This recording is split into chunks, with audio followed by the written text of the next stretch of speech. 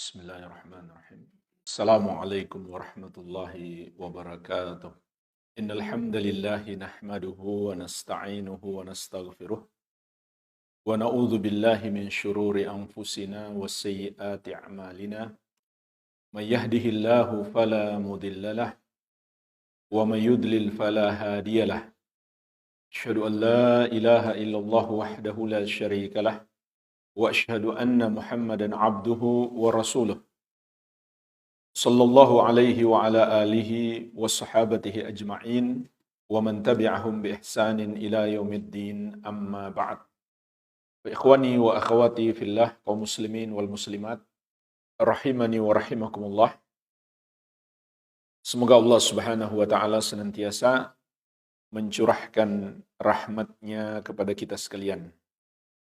Kita lanjutkan pembahasan kitab Thalathatul Usul wa Adillatuha yang disusun oleh Syekhul Islam Al-Mujahidul Mujaddid Al-Imamul Allamah Asy-Syaikh Muhammad At-Tamimi rahimahullahu taala rahmatan wasi'ah. Kita masih dalam pembahasan pokok atau landasan agama Islam yang kedua, yaitu ma'rifatu dinil Islam. Mengenal agama Islam. Bahwa agama Islam memiliki 3 tingkatan. Tingkatan Islam, iman, dan ihsan. Dan masing-masing tingkatan memiliki rukun. Dan kita masih dalam pembahasan rukun Islam yang 5. Di pertemuan yang lalu telah kita bahas rukun Islam yang pertama dalam 2 pertemuan. Syahadat la ilaha illallah dan Muhammadur Rasulullah. Maka insyaallah di kesempatan ini kita akan melanjutkan pembahasan 4 rukun Islam sisanya. Namun jamaah sekalian, sebelum kita lanjutkan kepada rukun Islam yang kedua, maka ada satu faedah penting disebutkan para ulama, mengapa rukun Islam yang pertama terdiri dari 2 bagian, tapi dijadikan sebagai satu rukun. Kenapa nggak dipisah saja menjadi 2 rukun? Minimalnya karena 2 sebab, karena 2 alasan. Yang pertama adalah karena di dalam 2 kalimat syahadat terkandung 2 syarat diterimanya ibadah. Kalau hanya terpenuhi satu saja, ibadah itu tertolak. Jadi nggak mungkin dipisahkan. Syarat yang pertama adalah al-ikhlas. Itulah yang terkandung di dalam la ilaha illallah. Dan syarat yang kedua adalah ittiba, meneladani Nabi Muhammad SAW. Itulah yang terkandung di dalam Muhammadur Rasulullah. Oleh karenanya jemaah sekalian, la ilaha illallah juga disebut kalimatul ikhlas. Dan kita pun paham cakupan ikhlas itu adalah pemurnian ibadah hanya untuk Allah dan hanya karena Allah. Jadi cakupannya 2. Yang pertama, kita niatkan ibadah kita hanya untuk Allah semata. Tidak sedikit pun kita persembahkan ibadah kepada selain Allah. Karena kita yakin hanya Allah yang berhak disembah. Semua yang disembah selain Allah adalah batil. Ini pula makna ikhlas yang terkandung di dalam surat Al-Ikhlas. Dan juga nanti akan disebutkan oleh penulis dalil surat Al-Bayyinah ayat ke-5. Namun ada faedah penting, mengapa surat Al-Ikhlas dinamakan surat Al-Ikhlas padahal di dalamnya tidak ada kata-kata ikhlas. Kalau surat Al-Falaq, ada kata Al-Falaq di dalamnya. Surat An-Nas juga begitu. Tapi surat Al-Ikhlas tidak ada kata-kata ikhlas. Dari mana diambil? Sehingga dinamakan surat Al-Ikhlas. Dari nama Allah Ahad. Qul huwallahu ahad. Katakanlah, dialah Allah yang Maha Esa. Apa artinya Allah yang Maha Esa? Hanya Dia yang berhak disembah. Kita murnikan ibadah hanya untuknya, itulah ikhlas. Itulah hakikat ikhlas. Pemurnian ibadah hanya untuk Allah semata. Karena Allah dialah yang Maha Esa. Dialah satu-satunya yang berhak untuk disembah. Ini cakupan makna ikhlas yang pertama, yang terkandung di dalam la ilaha illallah. Cakupan makna ikhlas yang kedua adalah kita niatkan ibadah kita hanya untuk mendapatkan balasan dari Allah Subhanahu wa taala. Balasan apa? Tidak lain balasan surga dan dijauhkan dari api neraka. Oleh karena itu seringkali dalam dalil-dalil syar'i, ikhlas diungkapkan dengan mencari wajah Allah. Contoh dalam Al-Quran, Allah menyebutkan ucapan orang-orang yang ikhlas. Innama nut'imukum liwajhillahi, la nuridu minkum jazaa'a wala syukura. Kami hanyalah memberi makan kepada kalian demi wajah Allah. Kami tidak mengharapkan dari kalian balasan, tidak pula sekedar ucapan terima kasih. Inilah ikhlas. Tidak sedikit pun mengharap dari selain Allah atas amalan yang kita kerjakan. Yang kita harapkan hanyalah wajah Allah. Maksudnya apa? Agar Allah masukkan kita ke dalam surga dan mendapatkan nikmat terbesar penghuni surga, yaitu melihat wajah Allah Subhanahu wa taala. Sebagaimana di ayat yang lain Allah menegaskan, lilladzina ahsanul husna wa ziyadah. Bagi orang-orang yang berbuat baik akan diberikan surga dan tambahannya.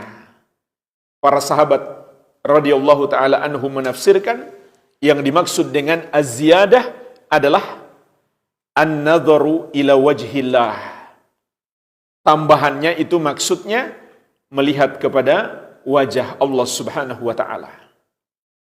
Jadi kalau ada orang yang mengatakan ikhlas itu enggak berharap apa-apa, itu tidak benar. Ikhlas itu berharap semata hanya kepada Allah agar dimasukkan ke dalam surga dan dijauhkan dari api neraka. Bukan pula ikhlas itu seperti orang yang kehilangan sesuatu atau ditimpa musibah, kemudian dia mengatakan, saya sudah ikhlas. Itu namanya ridho. Ikhlas itu mencakup dua hal ini. Ibadah, kita murnikan hanya untuk Allah, dan kita niatkan hanya untuk mendapatkan balasan dari Allah semata. Inilah syarat ibadah yang pertama. Kalau sudah ikhlas, apakah ibadah kita diterima? Belum. Sampai kita memenuhi syarat yang kedua, yaitu ittiba, mencontoh Nabi Muhammad sallallahu alaihi wasallam, karena beliau telah menegaskan man amila amalan laisa alaihi amruna fahuwa raddun. Barang siapa mengerjakan satu amalan tidak ada padanya petunjuk dari kami, maka amalan tersebut tertolak. Jadi biarpun sudah ikhlas tapi tidak sesuai petunjuk Nabi sallallahu alaihi wasallam, maka kata beliau, itu amalan yang tertolak. Sehingga kata Ibnu Mas'ud radhiyallahu anhu, kam min muridin lil khair lan yusibahu. Berapa banyak orang yang berniat baik tapi dia tidak mendapatkan kebaikan itu. Ini ucapan beliau kepada orang-orang yang pertama sekali dalam sejarah Islam berzikir secara berjamaah. Ini terjadi semenjak wafatnya Nabi SAW, di era para sahabat, muncul orang-orang yang bukan dari kalangan sahabat. Mereka baru masuk Islam. Kemudian mereka semangat ibadah dengan niat yang baik. Mereka pun berkumpul di masjid. Pimpinannya mengatakan, kabbiru mi'ah, bertakbirlah 100 kali. Mereka pun bertakbir bersama-sama 100 kali.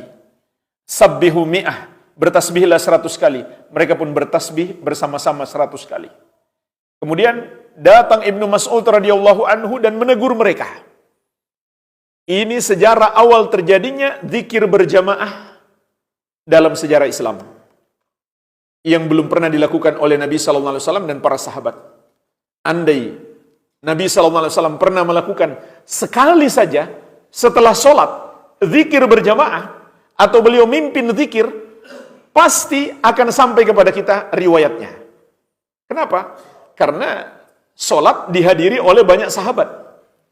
Nggak mungkin kalau nggak diriwayatkan kepada kita. Jika Nabi SAW pernah melakukannya, meskipun hanya sekali. Jadi sekalipun beliau tidak pernah mimpin zikir setelah sholat wajib berjamaah. Andai pernah, pasti sampai kepada kita riwayatnya, karena sholat dihadiri oleh banyak sahabat. Maka ketika muncul orang-orang ini, ditegur keras oleh Ibnu Mas'ud radhiyallahu anhu. Namun jawaban mereka sungguh indah. Ya Abu Abdurrahman, ma nuridu illal khair. Wahai Abu Abdurrahman, tidaklah yang kami inginkan, tidaklah niat kami kecuali niat yang baik. Maka keluarlah kata-kata beliau, ucapan emas, kam min muridin lil khair lan yusibahu. Berapa banyak orang yang menginginkan kebaikan, tapi dia tidak mendapatkan kebaikan itu, karena dia tidak mencontoh Nabi Muhammad SAW. Meskipun niatnya baik. Itulah sebabnya tidak bisa terpisahkan antara la ilaha illallah dan Muhammadur Rasulullah. Alasan yang kedua, mengapa tidak terpisahkan? Karena Nabi Muhammad SAW itu hanyalah muballigh, orang yang menyampaikan semua ajaran Allah Subhanahu wa taala. Jadi menaati beliau sama dengan menaati Allah. Menentang beliau sama dengan menentang Allah Subhanahu wa taala, sebagaimana telah kita jelaskan dalam pembahasan syahadat Muhammadur Rasulullah. Maka tidak terpisahkan. Jadi nggak mungkin ada orang yang bisa berkata, saya hanya taat kepada Allah saja, saya tidak taat kepada Nabi. Atau nggak mungkin kita bisa mengatakan, kalau ada hadis bertentangan dengan Al-Quran, saya ikut Al-Quran. Itu nggak mungkin terjadi. Hadis nggak mungkin selamanya apabila hadis itu sahih lalu bertentangan dengan Al-Quran. Tidak mungkin. Karena hadis juga datang dari Allah Subhanahu wa taala. Walau kana min indi ghairillahi lawajadu fihi ikhtilafan katsira. Andai Quran itu bukan dari sisi Allah, tentu mereka akan dapatkan padanya banyak pertentangan. Sebagaimana Al-Quran tidak ada pertentangan antara satu ayat dengan ayat yang lain. Kenapa? Semuanya datang dari Allah. Nggak mungkin bertentangan. Begitu pula hadis datang dari Allah. Tidak ada satupun hadis sahih yang bertentangan dengan Al-Quran. Para ulama ahli sunnah sampai menantang. Siapa yang mengira ada satu ayat bertentangan dengan ayat yang lain, atau satu hadis yang sahih bertentangan dengan Al-Quran, atau antara hadis sahih dengan hadis sahih yang lain bertentangan, datangkan kepadaku. Nanti aku akan jelaskan bahwa itu nggak bertentangan. Cuma orangnya yang salah paham. Jadi nggak mungkin bertentangan antara Al-Quran dan Sunnah. Dan ini termasuk pemahaman Khawarij. Mereka menganggap hadis-hadis Nabi SAW yang memerintahkan untuk tunduk patuh kepada pemerintah meskipun zalim bertentangan dengan Al-Quran. Karena mereka memahami Al-Quran dengan pemahaman mereka sendiri. Dan mereka menganggap pemerintah yang zalim itu sudah kafir. Jadi ini pemahaman Khawarij. Kalau Ahlu Sunnah tidak mungkin terjadi pertentangan antara hadis dan Al-Quran. Jadi ini alasan yang kedua. Mengapa tidak terpisahkan antara syahadat la ilaha illallah dan Muhammadur Rasulullah. Kita lanjutkan jemaah sekalian, pembahasan rukun Islam yang berikutnya menegakkan solat. Jemaah sekalian, disebutkan solat pada rukun Islam yang kedua menunjukkan betapa agungnya solat. Sehingga setelah syahadat, urutan berikutnya adalah solat.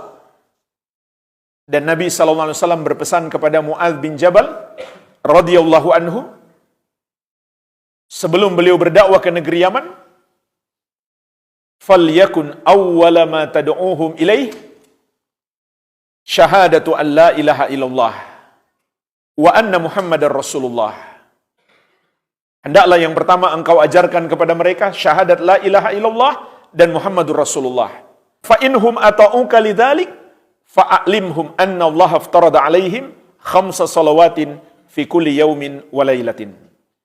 Kalau mereka sudah mau menaatimu untuk bersyahadat, maka ajarkan kepada mereka Allah mewajibkan atas mereka solat yang 5 waktu dalam sehari semalam. Jadi ini langsung kita ajarkan kalau ada orang masuk Islam. Andai dia masuk Islam malam ini, langsung kita ajak dia solat Isya.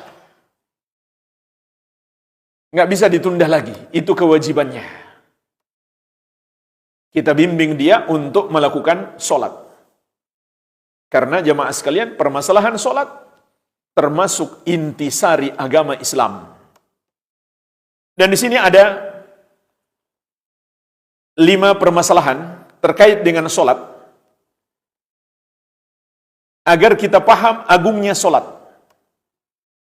Dari 5 permasalahan ini, 3 yang pertama disepakati ulama, kemudian permasalahan yang keempat dan kelima diperselisihkan ulama. Yang pertama yang disepakati ulama adalah meninggalkan solat 5 waktu merupakan dosa yang lebih besar dari semua dosa-dosa besar. Di antaranya dinukil oleh Imam Ibnul Qayyim rahimahullah dalam kitab beliau As-Salatu wa Ahkamu Tarikiha. La yakhtaliful muslimuna anna tarka as-salatil mafrudah amdan min a'zami dhunub wa akbaril kabair. Ulama tidak berbeda pendapat bahwasannya meninggalkan solat yang wajib dengan sengaja termasuk dosa yang paling besar. Wa anna ithmahu indallahi a'zam min ithmi qatlin nafs. Dan bahwasannya dosa meninggalkan solat itu di sisi Allah lebih besar daripada membunuh jiwa. Wa akhdhil amwal, dan merampas atau mengambil harta manusia dengan cara yang batil. Wa min ithmi zina, dan lebih besar daripada zina. Wa sariqah, dan mencuri. Wa syurbil khamar, dan lebih besar juga dari minum khamar. Lebih besar dari semua dosa-dosa besar, termasuk riba, korupsi, dan lain-lain. Padahal jemaah sekalian, membunuh jiwa itu dosa yang sangat dahsyat sekali, sangat besar. Tapi ternyata meninggalkan sholat lebih besar dosanya. Riba juga begitu, dosa yang sangat besar, dilaknat pelakunya. Tapi ternyata meninggalkan sholat, sepakat ulama, lebih besar dosanya. Orang satu negara benci kepada koruptor. Karena korupsi adalah dosa yang sangat besar. Kita pun wajib benci. Tapi ternyata meninggalkan sholat disepakati ulama lebih besar dosanya daripada korupsi. Jangan disalahpahami, berarti tidak mengapa korupsi asal jangan meninggalkan sholat. Tidak seperti itu tentunya. Kita berbicara kenyataan. Korupsi itu dosa besar, tapi ternyata meninggalkan sholat lebih besar dosanya. Dan mungkin saja ada orang yang korupsi, tapi dia masih sholat. Maka dia masih lebih baik daripada yang tidak korupsi tapi tidak sholat. Betul, dua-duanya jelek. Tapi masih lebih baik dia sholat. Namun, perlu diingatkan juga, itu menunjukkan sholatnya tidak berkualitas baik. Tapi dia nggak dapat dosa meninggalkan sholat. Meskipun di satu sisi, sholatnya itu belum bagus kualitasnya. Kenapa? Karena kalau sholatnya benar, sholatnya bagus, pasti mencegah dia dari korupsi. Sebagaimana firman Allah Subhanahu wa Ta'ala, "Inna sholata tanha 'anil fahsya'i wal munkar." Sesungguhnya sholat itu mencegah dari perbuatan keji dan mungkar. Jadi kalau dia sholat, kemudian dia korupsi, menunjukkan sholatnya nggak benar. Karena kalau sholatnya benar, pasti mencegah dia dari korupsi, dari mencuri, dari berzina. Tetapi dia tetap tidak mendapatkan dosa meninggalkan sholat.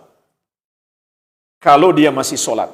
Ini penting dipahami kaum muslimin, karena ada orang-orang yang nggak paham, mencoba untuk melecehkan sholat, dan seakan-akan korupsi itulah dosa yang paling besar.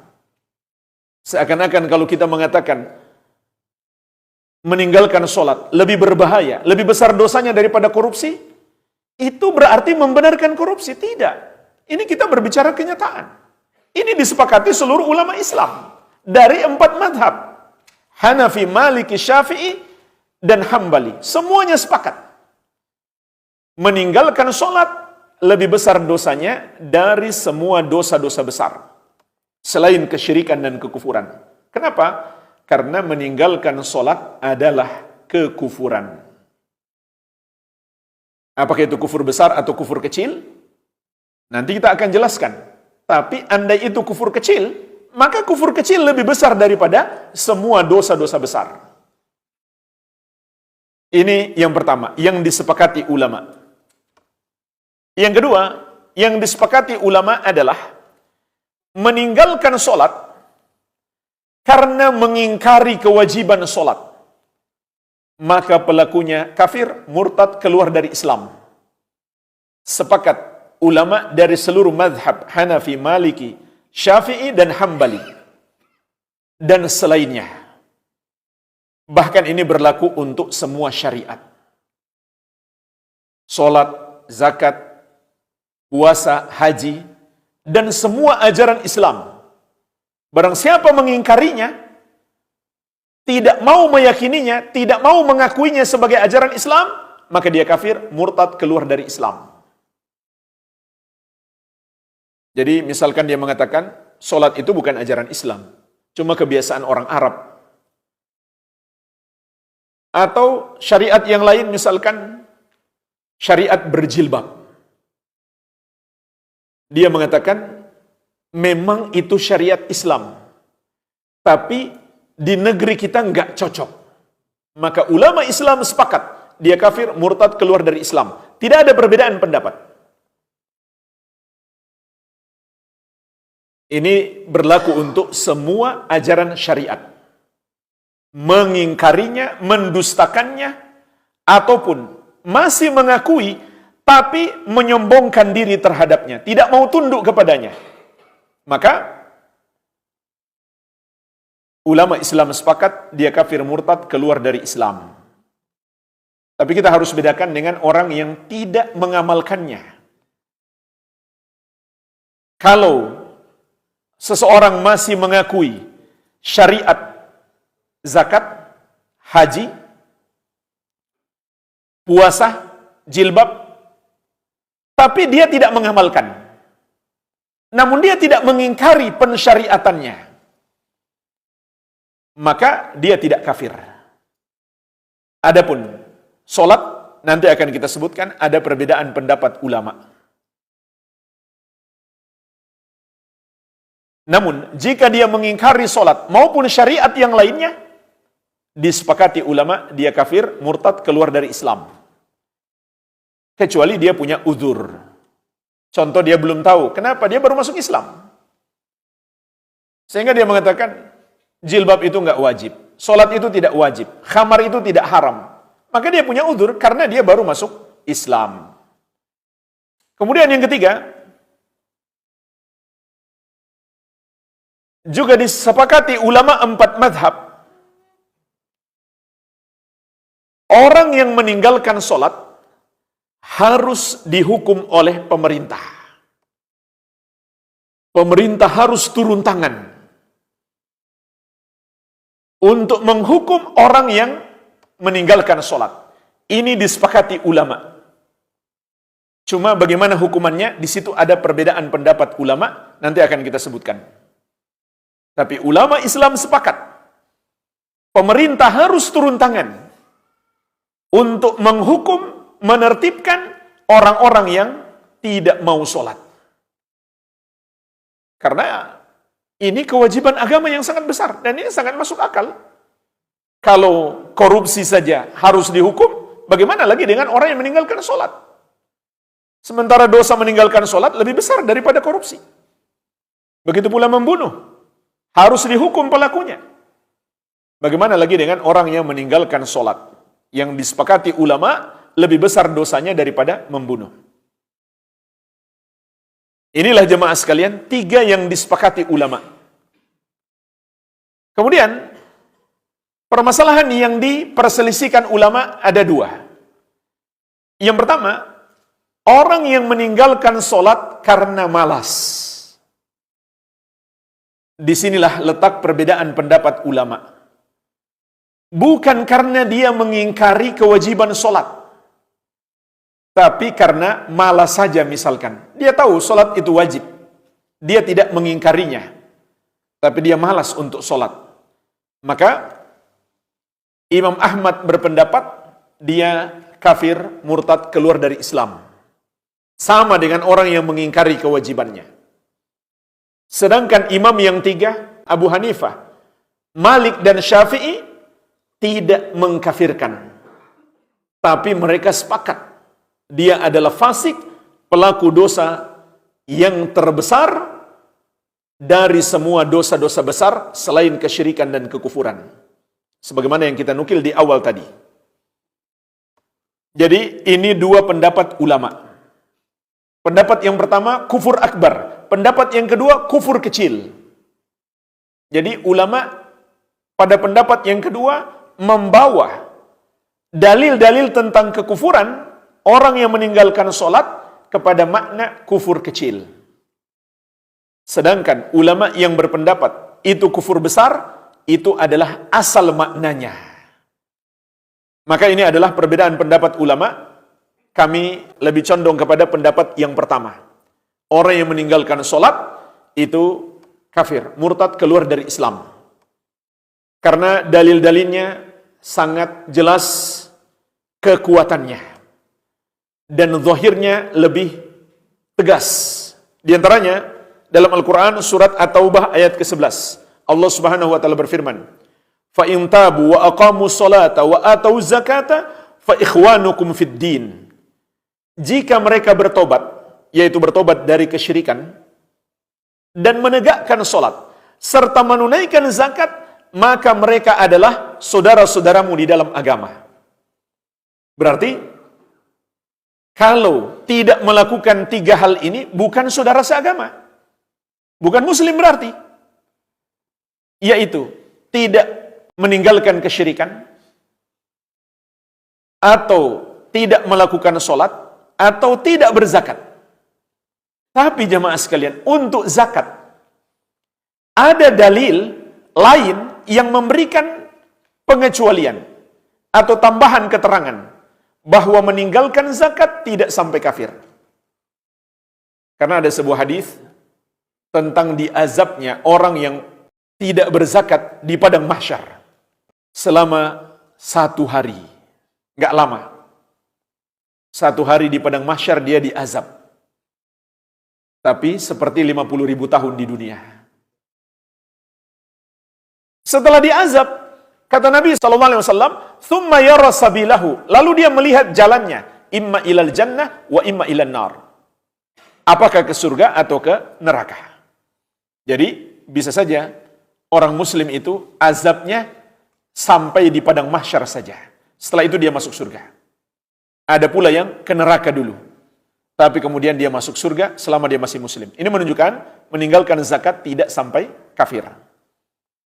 Tapi dalil seperti itu terkait orang yang meninggalkan sholat tidak ada. Maka dia tetap pada keterangan yang terdapat dalam ayat ini.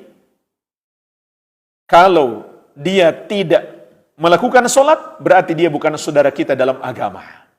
Jadi syarat menjadi saudara dalam agama, pertama meninggalkan kekufuran dan kesyirikan, yang kedua melakukan sholat, yang ketiga menunaikan zakat. Hanya saja ada dalil yang menunjukkan bahwa jika dia tidak menunaikan zakat, tapi dia masih mengakui kewajibannya, dia masih saudara. Dalil yang lainnya, hadis riwayat Muslim dari sahabat Jabir radhiyallahu anhu. Rasulullah sallallahu alaihi wasallam bersabda, "Inna bainar rajul wa bainasyirki wal kufri tarkas shalah." Sesungguhnya antara seseorang dengan kesyirikan dan kekafiran adalah meninggalkan salat. Artinya jelas, kalau dia meninggalkan salat, dia masuk dalam kesyirikan dan kekufuran. Dan lihat di sini jamaah sekalian, para ulama mengatakan ini adalah dalil yang menguatkan pendapat bahwa kekufuran di sini adalah kufur akbar karena dia datang dalam bentuk ma'rifah, yaitu menggunakan alif lam, asyirk dan al-kufur.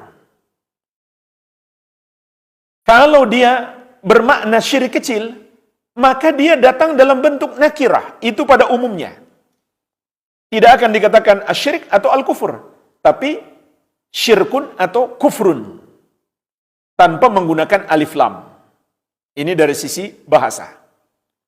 Begitu pula dalam hadis yang diriwayatkan Imam At-Tirmidzi dari Buraidah radhiyallahu anhu, Rasulullah sallallahu alaihi wasallam bersabda, "Al-ahdu alladzi bainana wa bainahumus shalah, faman tarakaha faqad kafar." Perjanjian antara kami dengan mereka adalah salat, barang siapa meninggalkan salat maka dia kafir. Tabi'in yang mulia Abdullah bin Syakik rahimahullah mengatakan, "Kana ashabu Muhammadin sallallahu alaihi wasallam la yarawna syai'an minal a'mali tarkuhu kufrun ghaira shalah." Para sahabat Nabi Muhammad SAW tidaklah memandang ada satu amalan yang apabila ditinggalkan menyebabkan kekafiran kecuali solat. Berarti sekedar meninggalkan zakat, puasa dan haji tidak sampai kufur, tapi meninggalkan solat adalah kufur. Juga sahabat yang mulia Umar bin Khattab radhiyallahu anhu mengatakan, "La hadza fil Islam liman tarakas shalah." Tidak ada tempat di dalam Islam bagi siapa yang meninggalkan sholat. Dan beliau mengatakan ini ketika beliau ditikam. Kemudian beliau sampai jatuh pingsan selama kurang lebih 3 hari. Beliau pingsan karena lukanya yang begitu parah. Tetapi setiap azan berkumandang, beliau pasti terbangun. Maka di antara yang beliau katakan ketika mendengar azan, tidak ada tempat di dalam Islam bagi siapa yang meninggalkan sholat. Ini luar biasa. Jadi pendapat yang lebih kuat insya Allah adalah meninggalkan sholat meskipun alasannya karena malas merupakan kekufuran. Ini juga yang diriwayatkan dari para sahabat radhiyallahu ta'ala anhum ajma'in. Kemudian permasalahan yang kedua yang diperselisihkan ulama adalah tentang hukuman apa yang harus diberikan oleh pemerintah kepada orang yang meninggalkan sholat. Ada 3 pendapat ulama. Pendapat yang pertama, pendapatnya Imam Ahmad. Dihukum mati. Karena dia murtad, keluar dari Islam. Tapi tetap diminta bertobat terlebih dahulu. Kalau dia tidak mau bertobat, barulah dihukum mati. Pendapat yang kedua, juga hukuman mati. Yaitu pendapatnya Imam Malik dan Imam Syafi'i. Padahal Imam Malik dan Imam Syafi'i tidak menganggap orang yang meninggalkan sholat itu sampai kafir. Tapi mereka berpendapat hukumannya adalah hukuman mati. Namun bukan karena dia telah murtad, melainkan haddan, sebagai had baginya. Mirip seperti orang yang berzina dan dia sudah pernah menikah, itu kan hukumannya juga hukuman mati. Tapi apakah dia kafir? Tidak, sehingga dia tetap disolatkan. Dia tetap disolatkan. Maka ini pendapat Imam Malik dan Imam Syafi'i. Dihukum mati, tapi dia masih dianggap muslim. Jadi luar biasa. Berat juga hukuman dalam mazhab Maliki dan Syafi'i. Meninggalkan solat, wajib bagi pemerintah menghukum mati pelakunya. Pendapat yang ketiga, dalam mazhab Hanafi, tidak sampai dihukum mati, tapi harus dihukum berat, yaitu dipenjara. Sampai dia mau sholat. Berarti kalau dia nggak mau sholat, bisa dipenjara seumur hidup. Menunjukkan bahwa ini juga termasuk hukuman yang berat. Meskipun tidak sampai dihukum mati. Inilah jemaah sekalian, 5 permasalahan secara ringkas yang diperselisihkan ulama dan ada yang disepakati ulama yang menunjukkan kepada kita betapa agungnya solat ini di dalam Islam. Berikutnya, rukun Islam yang ketiga, menunaikan zakat. Zakat yang dimaksud di sini jemaah sekalian adalah zakat mal, bukan zakat fitri. Meskipun zakat fitri juga wajib. Tapi yang masuk dalam rukun Islam yang 5 adalah zakat mal. Sebagaimana perintah Allah Subhanahu wa taala dalam surat At-Taubah ayat 103. Khudh min amwalihim sadaqatan tutahhiruhum wa tuzakkihim biha. Ambillah zakat dari sebagian harta mereka, yang dengan itu engkau membersihkan dan mensucikan mereka. Jadi ini diantara faidah zakat, membersihkan dan mensucikan kita, yaitu membersihkan diri kita dan harta kita. Tapi ingat jemaah sekalian, maksud membersihkan dan mensucikan harta kita itu bukan harta yang haram lalu dengan dizakatkan menjadi halal. Tidak. Ada orang yang memahami seperti itu. Saya pernah dengarkan ada orang yang bisnisnya adalah rentenir. Dan sekarang kalau kita buka medsos banyak iklan kan? Pinjaman online. Ini bisnis. Rentenir di zaman modern. Dulu rentenir itu dicemooh masyarakat. Iya kan? Ya anggap penghisap darah masyarakat. Tapi sekarang sudah modern. Ada pinjol, pinjaman online. Hanya bermodalkan HP, kemudian selfie dengan KTP, sudah bisa dapat pinjaman. Yang sebagian mungkin cukup besar. Nah, jemaah sekalian, saya pernah mendengarkan orang yang kerjanya sebagai rentenir, itu bisnisnya, dia menganggap itu nggak apa-apa. Dia tahu itu haram. Kenapa? Karena dia pikir tinggal disucikan dengan zakat. Kan zakat mensucikan harta. Maka itu tidak benar. Yang disucikan oleh zakat adalah harta yang halal yang mungkin tercampur dengan yang haram. Dan juga tercampur dengan harta milik orang yang Allah titipkan kepada kita. Yaitu milik mustahik. Orang yang berhak menerima zakat. Itu maknanya disucikan. Jadi bukan orang bekerja di pekerjaan yang haram atau mendapatkan penghasilan yang haram, lalu dengan zakat hartanya jadi halal, tidak. Harta riba misalkan. bagi orang yang bekerja di lembaga keuangan riba, seperti di bank riba, itu nggak akan bisa disucikan hanya dengan dia mengeluarkan zakat atau banyak bersedekah. Lalu bagaimana cara mensucikan harta yang haram itu? Caranya adalah dengan kita berlepas diri dari semua harta itu. Bisa kita berikan kepada orang miskin, contoh harta riba, itu bisa diberikan kepada orang miskin. Sebagaimana disebutkan dalam fatwa Lajnah Daimah. Atau ke fasilitas umum. Dan dia tidak berniat sedekah. Karena itu bukan sedekah. Sedekah harus dari harta yang halal. Zakat juga begitu, apalagi. Rasulullah SAW bersabda, Innallaha thayyibun la yaqbalu illa thayyiban. Sesungguhnya Allah Maha Baik, tidak menerima kecuali yang baik. Jadi dia niat apa? Ketika dia berikan harta itu ke orang miskin, dia niat berlepas diri dari harta haram. Jadi itu caranya. Semuanya nggak ada sisa. Semuanya tidak ada sisa. Harta riba itu dia serahkan kepada orang miskin. Nggak boleh disisakan.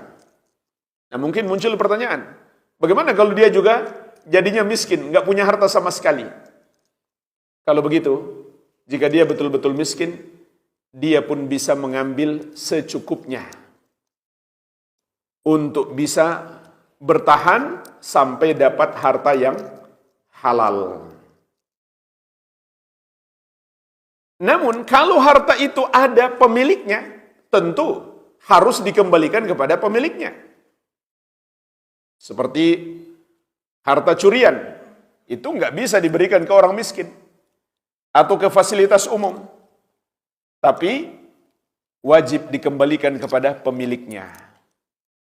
Semuanya tanpa tersisa. Itu cara mensucikan diri dari harta yang haram. Bukan dengan cara berzakat atau bersedekah. Jadi, zakat, begitu pula sedekah, mensucikan harta kita, mensucikan diri kita. Itu maknanya kita bersedekah dari harta yang halal. Yang mungkin di harta kita itu ada debu-debu yang haram. Yang tidak kita sadari.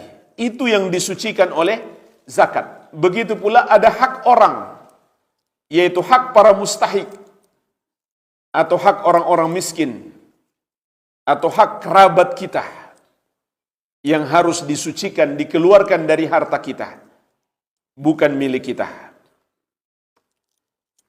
Dan jemaah sekalian, menahan zakat itu sangat berbahaya. Di surat At-Taubah ayat 34-35 Allah Azza wa Jalla memberi peringatan keras. Walladzina yaknizuna adh-dhahaba wal fiddah wa la yunfikunaha fi sabilillah fabashshirhum bi'adzabin alim. Dan orang-orang yang menyimpan emas dan perak dan tidak mereka sedekahkan di jalan Allah, yaitu tidak mereka keluarkan zakatnya, maka kabarkan kepada mereka bahwa mereka akan mendapatkan azab yang pedih. Yauma yuhma 'alaiha fi nari jahannam, yaitu di hari emas dan perak itu dipanaskan di neraka jahanam. Fatuqwa biha jibahuhum wa junubuhum wa dhuhuruhum, lalu disetrikakan ke dahi, lambung dan punggung mereka. Lalu dikatakan kepada mereka, hadza ma kanaztum li anfusikum, inilah harta yang kamu simpan untuk dirimu sendiri.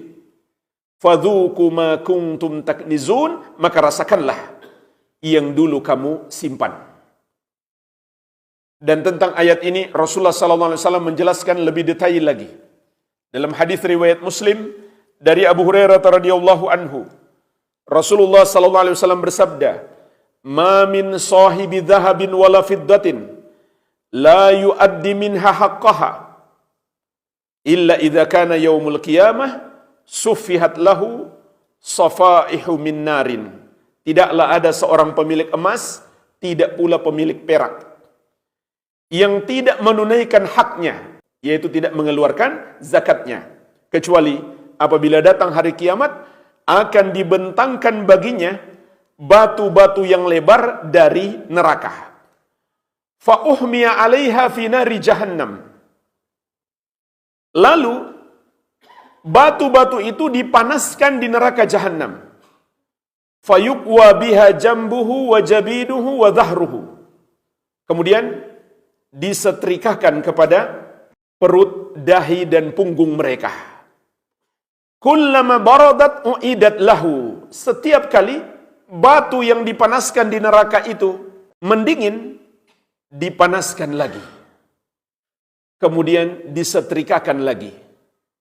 Dan yang dimaksud dengan batu-batu tersebut adalah emas dan perak yang mereka tidak sedekahkan di jalan Allah, yang tidak mereka keluarkan zakatnya. Itu yang dipanaskan. Berapa lama mereka diazab? Fi yaumin, hanya satu hari. Kana miqdaruhu khamsina alfasanah, yang seperti 50.000 tahun di dunia. Tidak lama, hanya satu hari, tapi seperti 50.000 tahun di dunia. Hatta yuqda bainal ibad, sampai diputuskan perkara di antara para hamba.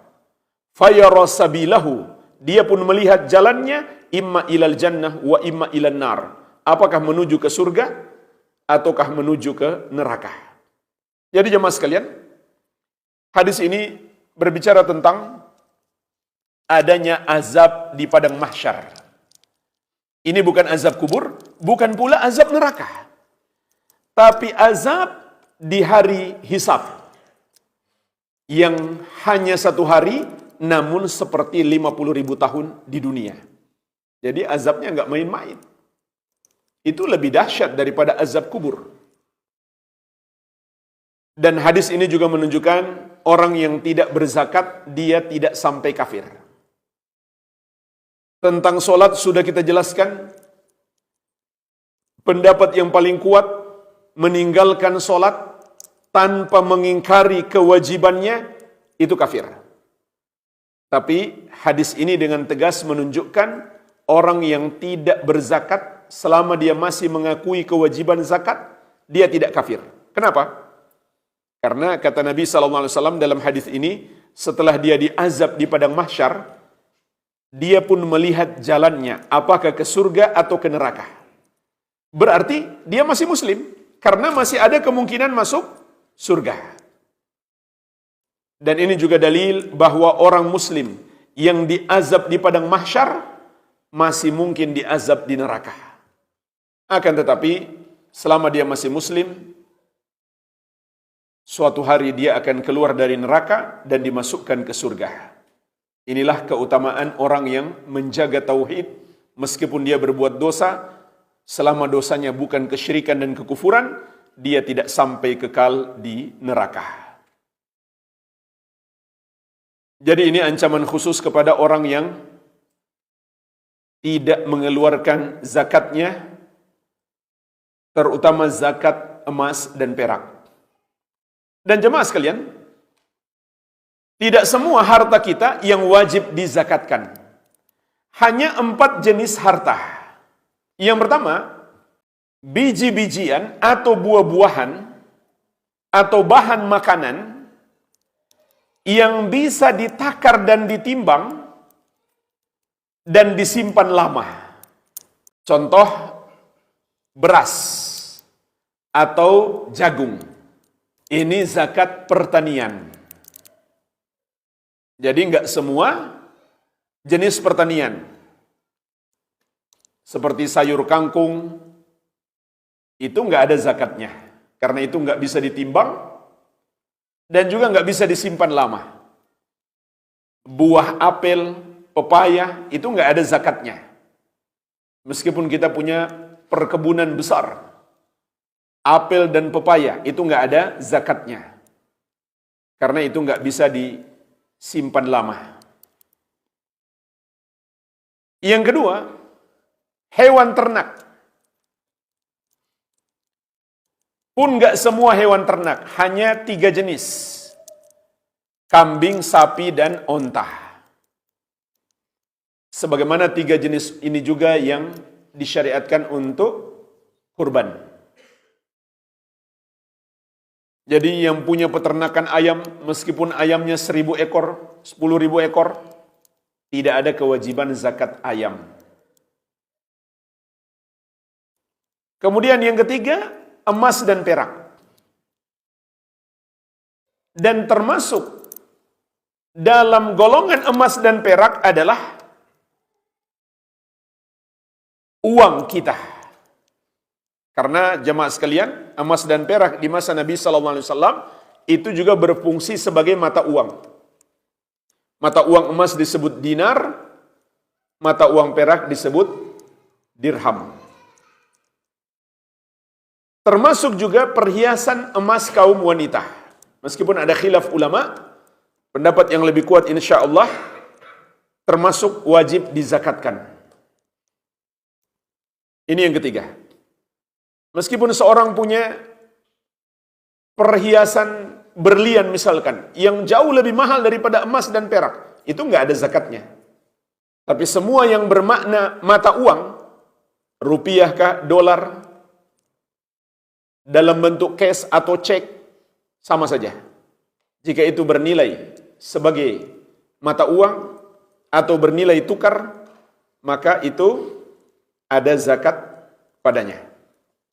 Dan nisabnya mengikuti nisab emas dan perak. Dan yang keempat, ini yang paling luas, yaitu zakat barang dagangan. Orang yang punya rumah, sebanyak apapun rumahnya, itu nggak ada zakatnya. Tapi kalau dia bisnis jual beli rumah, maka rumah yang mau dia jual itu kena zakat. Orang yang punya mobil-mobil mewah, sebanyak apapun mobilnya, nggak ada zakatnya. Tapi kalau dia bisnis mobil, maka kena zakat perdagangan. Termasuk ayam tadi. Nggak ada zakat ayam, tapi kalau dia jual beli ayam, maka kena zakat perdagangan. Herbal, nggak ada zakatnya. Tapi kalau bisnisnya jual beli herbal, maka kena zakat perdagangan. Ini zakat yang paling luas. Dan nisabnya sama dengan emas dan perak. Inilah jemaah sekalian 4 komoditas barang yang diharuskan kita keluarkan zakatnya. Jadi nggak semua harta yang wajib kita keluarkan zakatnya. Bagaimana dengan profesi? Apakah ada zakatnya? Tidak ada. Profesi apapun tidak ada zakatnya. Tetapi dari hasilnya berupa uang, gaji yang dia terima, kalau mencapai nisab, dan dia miliki selama 1 tahun, tidak pernah berkurang dari nisab, barulah kena zakat. Dan itu digabung dengan hartanya yang lain. Dari gaji, dari warisan misalkan, dari tabungan sebelumnya, itu digabung semuanya, kemudian dihitung secara bersamaan dari semua uang yang dia miliki. Kalau sudah sampai nisab, jumlah minimal wajib zakat, dan dia miliki selama 1 tahun, maka wajib dikeluarkan zakatnya, 2,5%.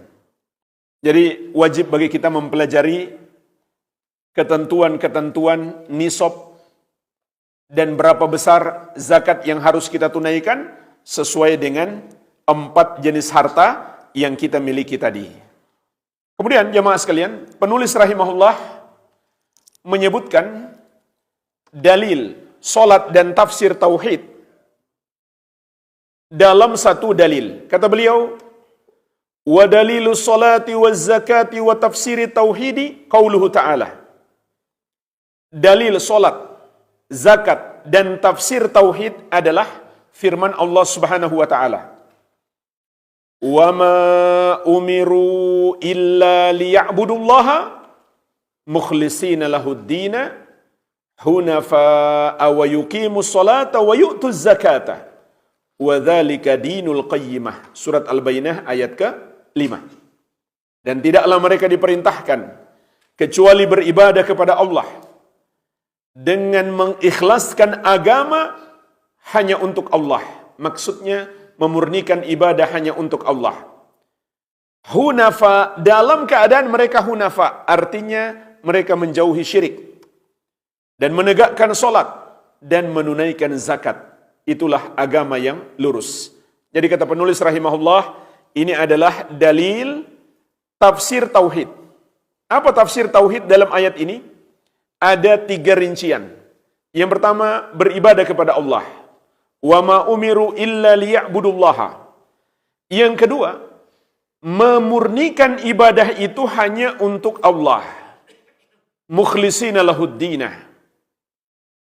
Mengikhlaskan agama hanya untuk Allah. Artinya, memurnikan ibadah hanya untuk Allah.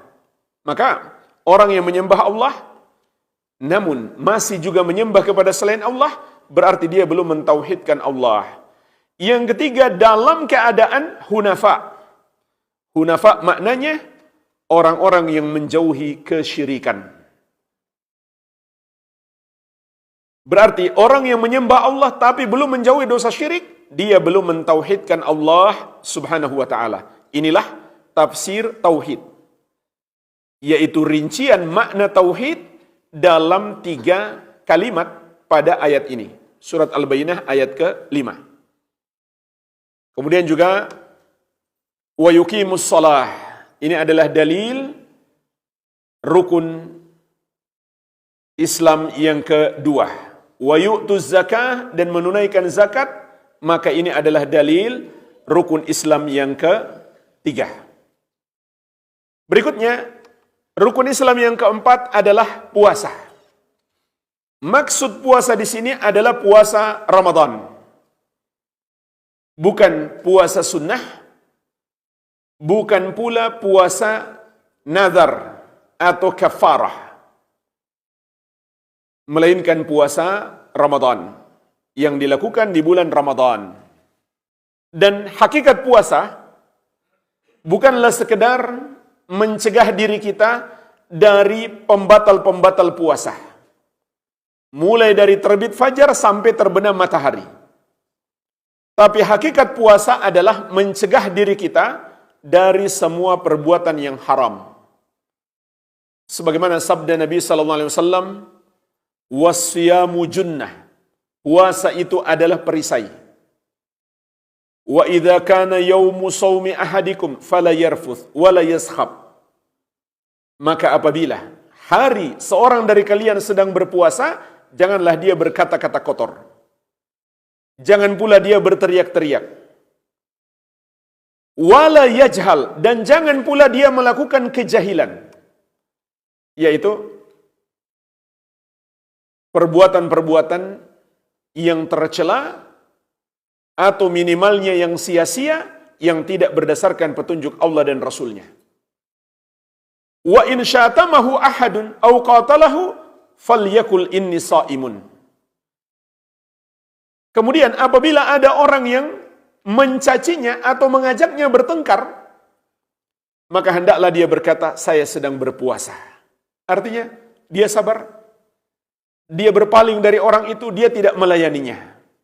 Inilah jemaah sekalian hakikat puasa. Dan Nabi SAW juga mengingatkan kita, man lam yada' qawla zur wal amal bihi wal jahlah, falaysa lillahi hajah fi an yada'a ta'amahu wa syarabahu. Barang siapa yang tidak meninggalkan ucapan yang haram dan perbuatan yang haram dan kejahilan, maka Allah tidak membutuhkan puasanya. Artinya, tidak ada gunanya dia berpuasa, meninggalkan makan dan minum. Nabi SAW juga mengingatkan kita, rubba sha'imin hadzuhu min siyamihi al-ju' wal atash. Bisa jadi orang yang berpuasa, yang dia dapatkan dari puasanya hanyalah lapar dan haus. Jadi, hakikat puasa yang mampu mencegah kita dari perbuatan-perbuatan yang haram. Puasa seperti itulah yang akan mengantarkan kita mencapai derajat takwa. Dan kewajiban puasa berlaku bagi orang yang muslim, balik, dan berakal. Serta tidak memiliki penghalang dan mampu berpuasa. Contoh penghalang itu wanita haid dan nifas. Itu penghalang. Contoh yang tidak mampu berpuasa, orang sakit. Jadi, yang memenuhi syarat-syarat ini wajib dia berpuasa. Jika dia tidak berpuasa, maka dia berdosa besar. Namun jika dia tinggalkan karena uzur, wajib dia mengqadha di hari-hari yang lain setelah Ramadan.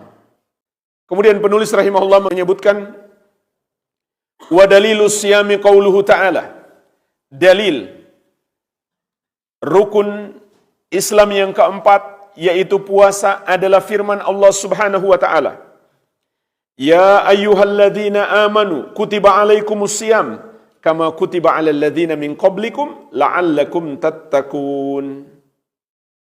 Surat Al-Baqarah ayat 183. Wahai orang-orang yang beriman, diwajibkan atas kamu berpuasa sebagaimana telah diwajibkan atas orang-orang sebelum kamu agar kamu bertakwa. Kita dipanggil untuk berpuasa dengan panggilan keimanan, menunjukkan betapa agungnya perintah puasa. Dan juga menunjukkan bahwa iman adalah pondasi puasa. Tidak diterima puasa seseorang tanpa iman. Dan Rasulullah sallallahu alaihi wasallam bersabda, "Man shoma ramadhana imanan wa ihtisaban, ghufira lahu ma taqaddama min dzambi." Barang siapa berpuasa Ramadan karena iman dan mengharapkan pahala, maka akan diampuni dosa-dosanya yang telah lalu. Kemudian Allah ingatkan kita, kewajiban puasa ini juga diwajibkan atas umat-umat terdahulu. Di sini juga jemaah sekalian mengandung peringatan kepada kita. Kalau saja umat terdahulu mampu berpuasa, harusnya kita lebih mampu lagi. Karena kita umat yang lebih mulia. Sebab kita umat Nabi yang paling mulia, Nabi Muhammad sallallahu alaihi wasallam. Dan juga puasa kita Allah berikan banyak kemudahan. Dan andai kita tidak sanggup berpuasa, kita boleh berbuka seperti karena sakit ataupun karena melakukan safar. Dan Allah ingatkan tujuan kita berpuasa, la'allakum tattaqun, agar kita mencapai derajat takwa. Kalau begitu, seperti yang kita sampaikan tadi, puasa harusnya mencegah kita dari perbuatan yang haram. Barulah mengantarkan kita mencapai derajat takwa. Rukun Islam yang terakhir jemaah sekalian adalah haji. Yang dimaksud dengan haji adalah haji ke Baitullah, ke Ka'bah. Wajib atas setiap muslim yang mampu melakukan perjalanan ke sana, yaitu Ka'bah yang terdapat di kota Makkah, di Masjidil Haram. Wajib kita lakukan di bulan-bulan haji. Dan bulan haji itu ada 3. Syawal, Dzulqa'dah, Dzulhijjah. Artinya, kalau kita niat haji, sudah bisa berangkat dari bulan Syawal. Tapi, puncak pelaksanaan ibadah haji dimulai dari 8 Dzulhijjah sampai 12 atau 13 Dzulhijjah. Bagi yang mengambil nafar awal, boleh sampai 12 Dzulhijjah, dan nafar tsani sampai 13 Dzulhijjah. Setelah itu dia pulang. Jadi, andai kita ke sana, mulai dari tanggal 8 sampai tanggal 12, sah haji kita. Bahkan, kita datang tanggal 9 pun masih sah. Karena tanggal 9 itu inti daripada ibadah haji, pokok utamanya yaitu rukun wukuf di Arafah. Nabi SAW bersabda, Al-Hajju Arafah. Haji itu adalah Arafah. Dan bahkan orang yang terlambat datang karena udzur, dia masih boleh wukuf meskipun sudah di malam tanggal 10. siangnya tanggal 9, malamnya tanggal 10. Dia masih bisa wukuf sampai sebelum terbit fajar atau masuk waktu subuh. Kalau dia datang setelah masuk waktu subuh, tidak sah hajinya. Andai dia sempat wukuf di Arafah sebelum masuk waktu subuh, maka hajinya sah. Jadi kalau kita mau sekedar sah saja, datang tanggal 9, 10, 11, 12, 4 hari selesai haji. Berarti cuti sepekan cukup. Dan yang dimaksud dengan kemampuan dalam berhaji itu 2. Yang pertama, adanya azat, perbekalan. Dan kalau kita punya tanggungan, kita juga wajib meninggalkan perbekalan bagi keluarga yang kita tanggung. Ini yang pertama, punya perbekalan dalam perjalanan. Yang kedua, adanya rahilah, kendaraan. Ya kalau di masa kita, ada pesawat, ada tiket, ada visa. Itu yang disebut dengan kemampuan. Tapi bagi wanita, ditambah dengan punya mahram yang mengantarnya. Sehingga wanita yang belum punya mahram, yang bisa mengantarnya, dia tidak wajib berhaji. Penulis rahimahullah menyebutkan, wa dalilul haji qauluhu ta'ala. Dalil rukun Islam yang kelima, yaitu haji, adalah firman Allah Subhanahu wa ta'ala. Walillahi 'alan nasi hijjul baiti man istata'a ilaihi sabila. Dan bagi Allah wajib atas manusia untuk menunaikan haji ke Baitullah bagi siapa yang mampu melakukan perjalanan ke sana. Berarti kewajiban haji hanya bagi yang mampu. Dan kalau kita sudah mampu jamaah sekalian, janganlah ditunda-tunda, segera berangkat. Karena kita nggak tahu, tahun depan mungkin kesehatan kurang, atau bahkan uangnya terpakai. Jadi kalau sudah mampu, sehat, ada dana, langsung berangkat. Terlebih di masa sekarang, Allah berikan kepada kita kemudahan. Wa man kafara fa innallaha ghaniyyun 'anil 'alamin. Dan barang siapa yang kufur, maka sesungguhnya Allah Maha Kaya, tidak membutuhkan makhluknya. Jemaah sekalian, dari rukun Islam yang 5 ini, kita sudah bahas, meninggalkan syahadat, tidak mengamalkan syahadat, tentu itu adalah kekufuran.